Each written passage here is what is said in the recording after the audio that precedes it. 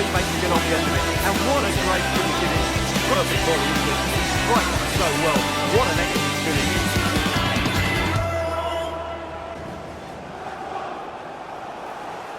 Hello guys, welcome back to the channel. My name's Al for Set Play Gaming. This is the FIFA 23 West Brom career mode. It is the road to glory with Aidy Boothroyd, Season 4, Episode 87.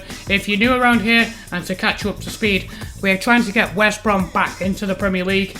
And I am making episodes every 2 days. If that sounds like something that you'd like and you like career mode, please consider subscribing to me to support me on the channel. Before we get into today's game, Josh Griffiths, the goalkeeper, has agreed to join Brighton. He will join up with them in January and get some experience. He isn't being used. We're basically using Peacock, Farrell and Palmer right now, so he isn't going to get any game time.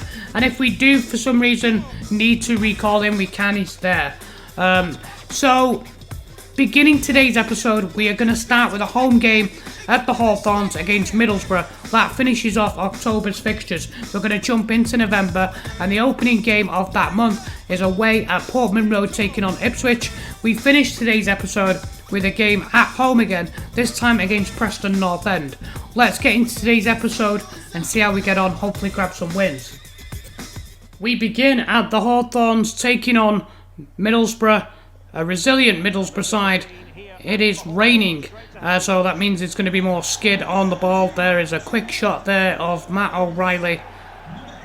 And this is the lineup that we're going with today. You can see two of the new signings, Jindo Fuchs and Shola Shortire on the bench, as well as Adam Reach and Dylan Sharp. There's some quality on the bench, but the quality for the most part is in the starting lineup. Let's get to the action and hopefully we can pick up a win. The opening few minutes, you'll see Batshuayi spins. He's going to play this wide. Wallace into O'Reilly and his cross into the 6-yard box. Met by Carlan Grant. A ferocious shot parried by Hemming. It actually goes in before he actually touches it in. And the goal line decision system shows you here. So he parries it, but it's actually already behind the line when he makes contact with it. And at first I thought this is as close as it gets, but when it plays, you'll see that actually it goes further over the line, so definitely a goal. Carlan Grant off to a great start under the tutelage of Aidy Boothroyd, 4 in 11. He's definitely a guy that likes to cut in off that left-hand side. And then on 16 minutes, you'll see a sliding challenge here by Jason Malumbi on McNair. And he's kind of lucky to be on the field because the original tackle was good, but then he overran it. And as the ball came through, he just commits to the tackle and doesn't get any of the ball. How he doesn't end up getting a yellow at least for that, I don't know. 20 minutes in, Furlong here. He's going to play Diangana on the right-hand side. Diangana cuts inside and he's going to play this to O'Reilly. And O'Reilly's shot goes towards near post, but Hemming gets down and pushes out for a corner kick. And then 10 minutes later, Akpom interchanges passes with Force. Force plays him in, and O'Shea's going to try and get across. And then Akpom kind of rushes his shot. Really what he should be doing there is cutting back onto the right-hand side and taking it past O'Shea, but he didn't want to take him on. And he ended up lashing the shot wide. And then 6 minutes later, Pereiro to Mark Bowler down the left. Furlong not even in position. And then Bowler's going to cut inside. Holds it into Akpom near post. Doesn't make a clean enough contact on it. And Bailey Peacock Farrell can parry it away. We go in at the break. The early goal, even though it settled us down, kind of made us a little bit nonchalant, a bit more relaxed than we normally are. With no urgency at all. And then we give away a free kick here. 61 minutes. Mepham comes in and takes the ball. To me it looked like a fair challenge, but the referee says that you fouled him. And so Riley McGree's going to have a chance from the free kick here. There's step over and McGree goes for the top corner, ends up lifting it over way too high there. Well, for a moment there, he must have thought that was in. He struck it so cleanly. Just way too much mustard on it.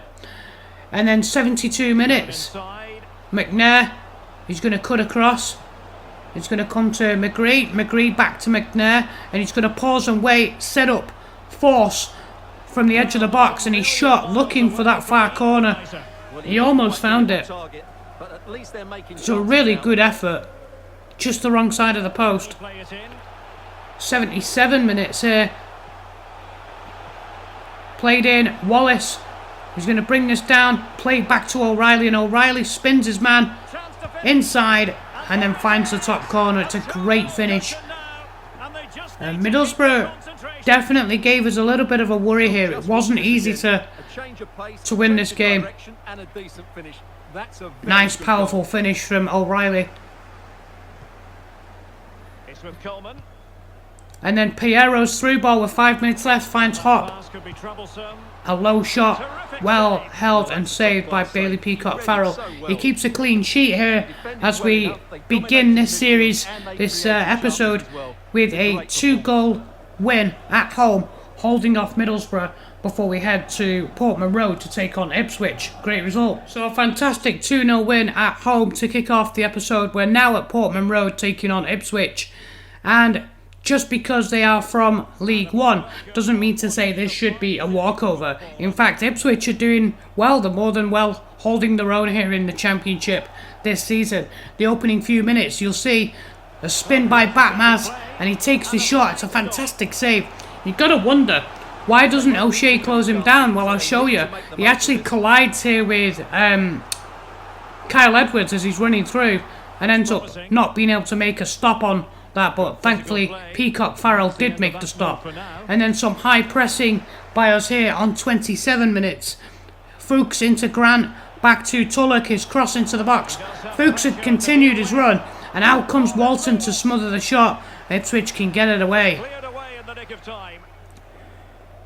And then a few minutes later, no foul there on Fuchs by Elkan Baggott, and the ball's played into Malik Batmaz. He spins, plays in Kyle Edwards. Edwards looking to try and clip that into the top corner, and in the end it was wide, well wide actually, and not too handsome. So we go in at the break with the defences on top, and you feel like we have to have a little bit more urgency in our attack if we're to break the deadlock. And the opening few minutes, you'll see Malumbi get taken out here by Panuch Kamara, and he's a lunge there, a really bad lunge by Panuch Kamara. He goes into the referee's book. Quite lucky really that he didn't see red. Just blatantly hacked him down. And 55 minutes, the overlap here being offered by Furlong as Malumbi cuts inside, and then Fuchs is going to play this into Grant into Malumbi, and he spots the run of Diangana and he goes to the corner, but Walton makes the near post save. He parries it, and it's still 0-0. Just after the hour then, and here comes Diangana on the right hand side, chips it in, it's headed away. Malumbi keeps this alive.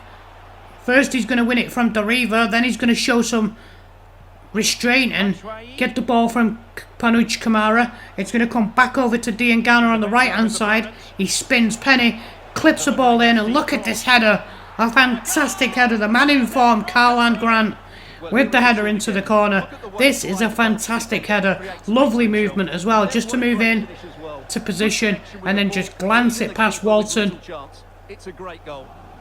Walton's coming across this side of the goal, and then the header's going back across the other side. Wonderful awareness by Karlan Grant, and he grabs his goal. And look at Aidy Boothroyd. Finally the deadlock is broken. And in credit somewhat to Ipswich that they were so difficult to break down. A few moments later, it's going to come to Malumbi. He chips it in. Wonderful take by Reyes Cleary. He goes for the top corner, out slides Walton, and gets a one-handed save on it. Brilliant save. And then 10 minutes left, you'll see Chaplin intercepted. They win the ball back. Batmaz spins his man, gets into the box, drops his shoulder, hits it near post, and the shot very strong, parried away by Peacock-Farrell. And then 9 minutes left. A quick counter attack here by West Brom. It's going to come to Shortire. He's going to play this in eventually. Inside O'Reilly, inside to Reyes Cleary, great chance, and he goes to ping that in the bottom corner, but he finds the wrong side of the post. It's a 1-0 win, despite obviously having quite a lot of the ball. We wasn't able to get more than the 1 goal, but I'll take it. You know, the wins keep coming, and that's kind of building confidence, and we're moving up the table. That's what the main aim is. Hosting Preston North End in the next match. So far, so good for Boothroyd's Baggies. Since he took charge at the beginning of September, they are undefeated at least in the league, and we hope that continue as we host Preston here at the Hawthorns. The opening 11 minutes. A great cross here from Carl Grant into DK, brings it down and hits a powerful shot. The wrong side of the post, and Pradic diving to his right. Got nice contact on it, just couldn't direct it in enough. And then 23 minutes in, Fuchs is going to find Wallace. Wallace goes for the shot, but it's blocked late by Cunningham as he gets in front of it. Don't know how much of this he actually saw this. Kind of ricochets off his heel. I think Wallace would have scored that. And then Wallace runs over to the right-hand side. He's going to take this corner, swing it in. It's a fantastic delivery. And look at that. Jindo Fuchs with his first goal for Albion. Only a couple of weeks ago, he was a free agent, not playing any football at all. He gets a great leap on it here. I think the defender's probably a bit confused because he's marking both Daryl DK and Jindo Fuchs at the same time. And Aidy Boothroyd applauding that team goal. And then Mepham intercepts this and then gives it away. Adam O'Reilly with a gift there. And Bailey Peacock-Farrell coming to his rescue, sparing his blushes. You'll see it was a good interception initially, but then he just tried to play a square pass. He should be looking a bit further forward, or at least just clearing that. And then 3 minutes before half-time, we managed to get the ball wide on the left. Grant just about gets enough on it, and then we can counter-attack. Here's Jed Wallace, cuts away from Olasunde, and he's going to cut back, make an absolute mug of him there. And probably the world's slowest ever counter-attack, but with the possession-based football we like to play. DK sees Wallace running in, and Wallace with a low shot beneath Pradic makes it 2-0 just before half-time. A real sucker punch on Preston. The defending was non-existent. That should never happen. Really nice finish from Jed Wallace. Yeah, he's happy with that. It makes his team talk at half-time much, much easier. And so the only thing stopping us from claiming 3 points here is our own complacency. Second half, into the second half action. Preston coming forward. O'Reilly into Fernino, turns his marker and goes for a near post shot. Probably should be going for the far post there, to be fair. That's absolutely brilliant. I'm not sure why O'Shea or Mepham were not close enough to him. Allowed him that kind of room. And then approaching the hour into DK. DK holds off his marker, Brown. Wallace into Diangana. Diangana goes to the top corner, and it's a good save from Pradic to deny him. Hit it too square on here. He needed to hit further across the ball to aim for that corner. And then just before 20 minutes left to go, Furlong on the overlap. And he's going to cut this back to Diangana, who drops his shoulder into the 6-yard box and just slides it past Pradic, who did the right thing to try and cover the near post. He dives towards the near post, but with Diangana cutting in on his left, he actually cuts across him, makes it 3-0. We're into stoppage time, and that is pretty much the game over. And there goes the final whistle. A superb result, which means our results today is win-win-win. So a fantastic episode as far as results go, and the momentum and confidence continues to grow under Aidy Boothroyd's management. As always, let me know what you think in the comment section. Thanks for watching today. If you're enjoying the series, consider watching more content by clicking on the playlist available at the end of this video. Also, why not consider subscribing? That way you don't miss any up and coming episodes. I'll see you guys back on Thursday with episode 88. We face Queen's Park Rangers, Luton and Stoke City in more championship action. Thank you so much for your continued support. This is Al Lad for Set Play Gaming.